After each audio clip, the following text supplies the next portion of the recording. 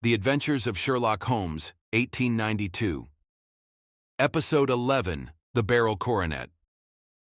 Welcome back, detective. After witnessing how love could triumph over social convention in the noble bachelor case, you might think you understand the complexities of family loyalty. But today's case will show you that sometimes the greatest betrayals come from those we trust most, and that a father's love can blind him to his own child's corruption.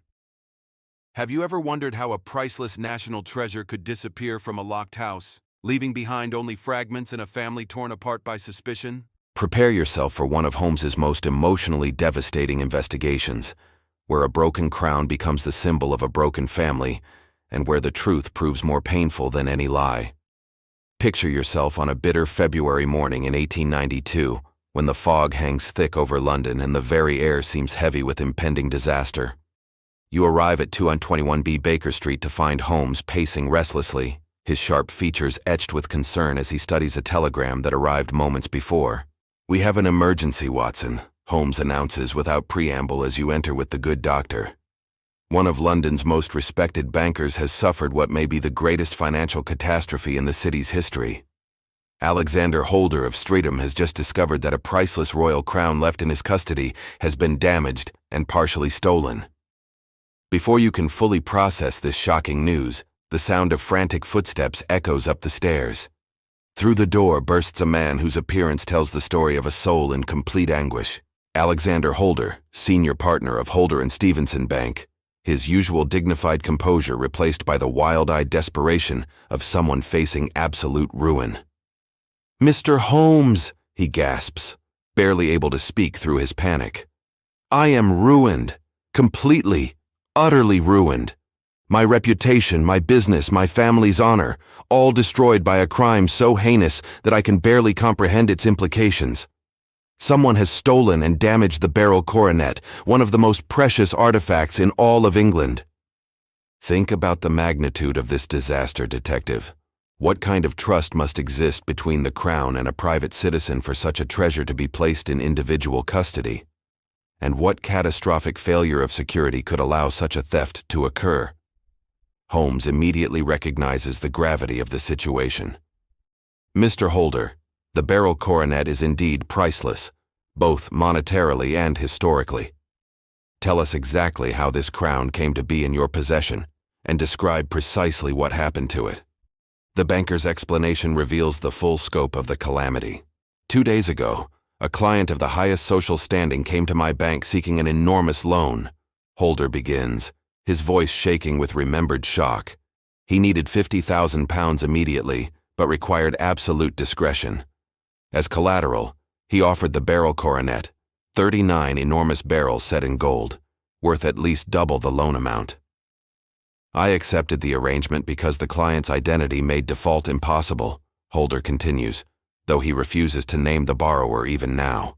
"The coronet was to remain in my personal custody at my home until the loan was repaid. I placed it in my private safe, telling no one except my son Arthur about its presence." Holmes interrupts with sharp attention. "Your son Arthur knew about the coronet.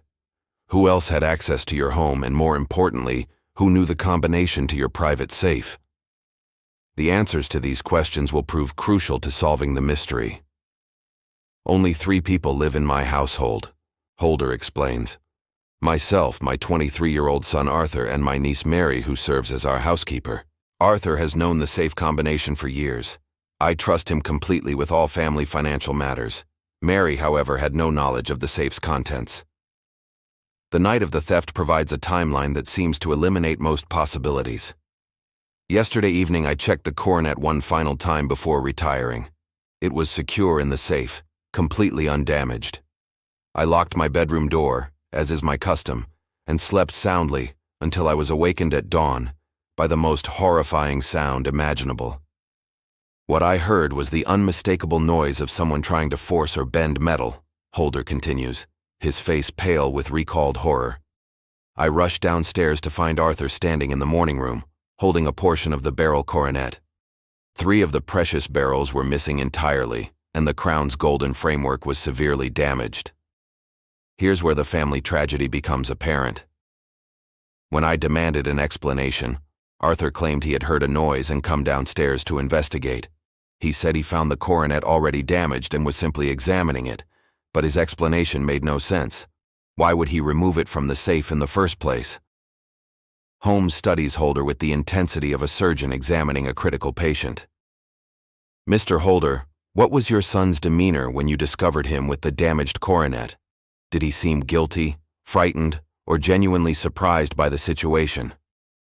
The answer reveals the depth of family suspicion. That's what troubles me most, Holder admits with anguish. Arthur seemed defiant rather than shocked. When I accused him of damaging the crown, he refused to explain his actions. He simply repeated that he was innocent and demanded that I trust him. But how can I trust someone who won't provide a reasonable explanation for such damning circumstances? Think carefully about this family dynamic, detective. What might cause a son to remain silent when accused of such a serious crime by his own father? What loyalty or fear could be stronger than the desire to clear his own name? Holmes's investigation begins with a detailed examination of the crime scene. Show me exactly where you found your son, Mr. Holder. I want to see the morning room, the safe, and any other areas that might reveal how this theft was accomplished. The physical evidence will tell a story that words cannot. At the Holder residence in Streatham, Holmes discovers several crucial clues that everyone else overlooked. Observe these footprints in the snow outside the morning room window, Watson. 2 sets, one approaching the house from the road, another leading away toward the park. Neither set matches Arthur Holder's boots. Most significantly, Holmes continues examining the damaged coronet with his magnifying glass. Notice how this crown was broken. The force required to bend gold and pry out these beryls would be considerable.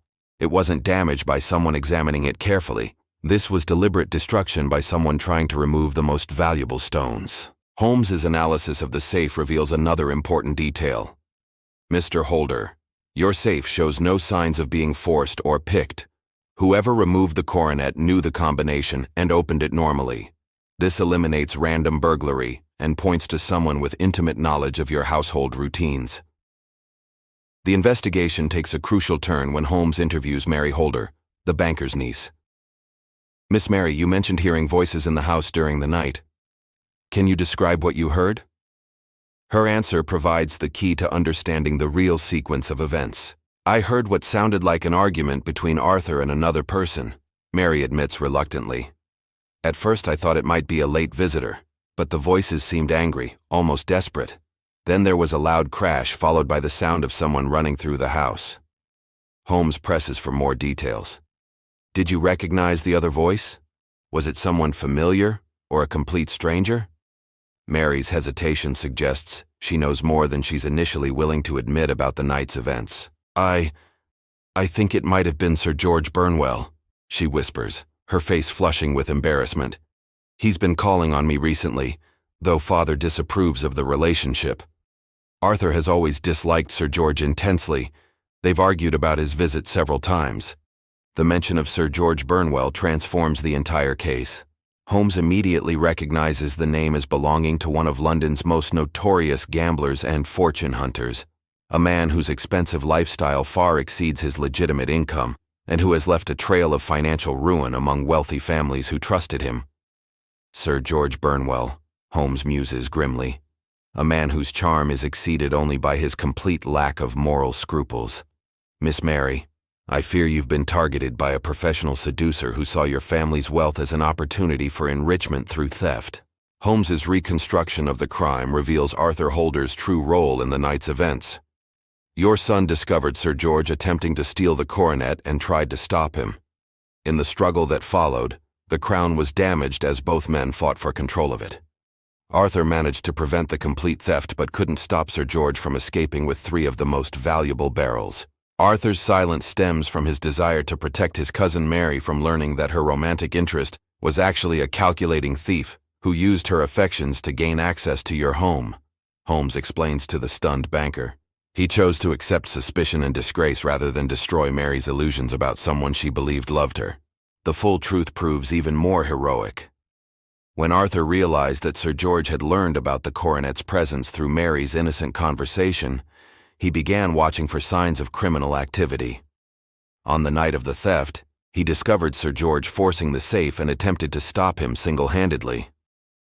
Your son's defiance when you found him with the damaged crown was actually the desperate silence of someone who had failed to prevent a disaster despite his best efforts, Holmes continues. He knew that explaining the truth would devastate Mary and reveal how Sir George had manipulated her feelings for criminal purposes. Holmes's investigation into Sir George Burnwell's recent activities reveals the scope of his criminal operations.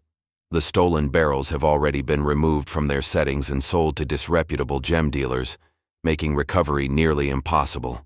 The damage to the coronet, however, can be repaired by skilled craftsmen. The confrontation with Sir George Burnwell demonstrates the lengths to which professional criminals will go to avoid consequences. When Holmes attempts to retrieve the stolen gems, Burnwell brazenly denies any involvement and threatens legal action against anyone who accuses him without proof. Sir George represents a particularly dangerous type of criminal, Holmes explains to the holders. He operates within respectable society, using his charm and social connections to identify wealthy targets. His victims often prefer to absorb their losses rather than face the scandal of public exposure. The case's resolution brings both justice and tragedy. While the coronet can be repaired and Arthur's innocence established, Mary Holder must confront the devastating truth that her romantic feelings were exploited by a calculating criminal who never felt genuine affection for her. The hardest lesson in this case, Holmes reflects, is that sometimes protecting those we love requires accepting their hatred and suspicion. Arthur Holder sacrificed his own reputation to spare Mary the immediate pain of learning how completely she had been deceived. Mr. Holder's reunion with his son becomes one of the most emotionally powerful moments in Holmes's career. I have wronged you terribly, Arthur. Your silence, which I interpreted as guilt, was actually the most noble sacrifice a young man could make for his family's honor. The true criminal in this case was my own blindness to my son's character, Holder continues with tears in his eyes. I allowed suspicion to poison my judgment and nearly destroyed the most precious relationship in my life through my lack of faith in someone who deserved my complete trust. Years later, Arthur Holder would become one of London's most respected bankers, known particularly for his absolute integrity in handling sensitive financial matters. His experience with false accusation made him especially careful to seek truth rather than accept convenient explanations when investigating irregularities. Mary Holder eventually recovered from her heartbreak and married a genuinely honorable man, though she never again trusted her initial impressions of suitors without careful investigation of their backgrounds and motives. Her painful experience with Sir George Burnwell taught her to value substance over charm in evaluating potential partners. The Beryl Coronet case demonstrates how family relationships can be both the strongest bonds and the most vulnerable targets for those who would exploit human emotions for criminal gain. Trust, once broken, requires extraordinary effort to rebuild, but the process can ultimately strengthen relationships that survive such testing. So tell me, Detective, did you suspect that Arthur Holder was protecting someone rather than hiding his own guilt? What does this heartbreaking case teach us about the difference between loyalty and enabling? And how do we balance protecting our loved ones from painful truths with the necessity of confronting reality? This emotionally complex mystery reminds us that sometimes the greatest courage lies not in dramatic action, but in quiet sacrifice, and that the most dangerous criminals are often those who weaponize our deepest affections against us. Join me next time as we investigate the adventure of the Copper Beeches, our final case in this series, where a young governess's strange employment conditions lead Holmes into a web of family secrets, hidden imprisonment, and psychological terror that will test every principle of justice and mercy.